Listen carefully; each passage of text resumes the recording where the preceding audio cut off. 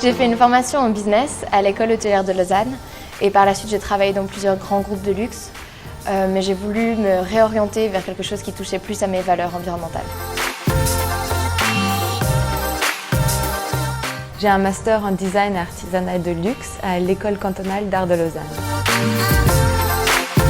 Notre première collection de sacs est née de l'alliance entre la mode et notre amour pour la nature. C'était important pour nous de montrer qu'on pouvait faire de belles choses avec de matériaux tout en respectant la planète.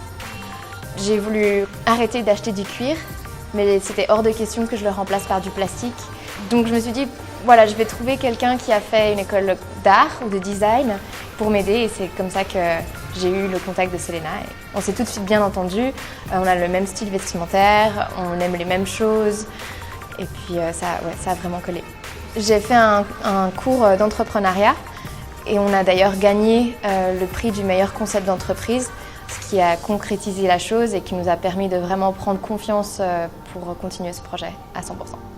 On a choisi le Painatex, c'est un matériau à base de fibres d'ananas, donc totalement végétal. Et moi, ce qui m'a beaucoup plu, en fait, c'est de chercher une alternative au cuir dans la maroquinerie. Pour la première collection, j'ai dessiné un sac qu'on peut porter tous les jours, mais qui peut aussi se transformer en pochette pour les soirées un peu plus chic. J'ai dessiné un motif qui représente la féminité de la marque et l'alliance entre la femme et la nature.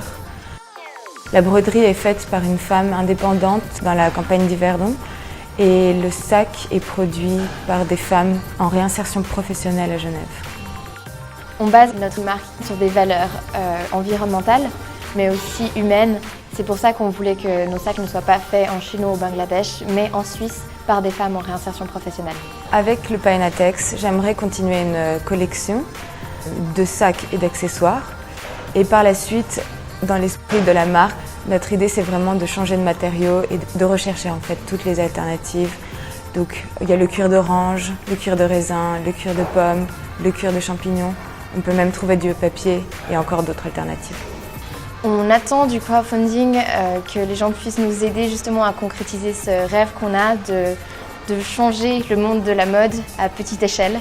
On pense que tout le monde peut faire une différence pour la planète, que ce soit des petites choses ou que ce soit en étant vraiment activiste. Et c'est important que collectivement parlant, on se bouge les fesses.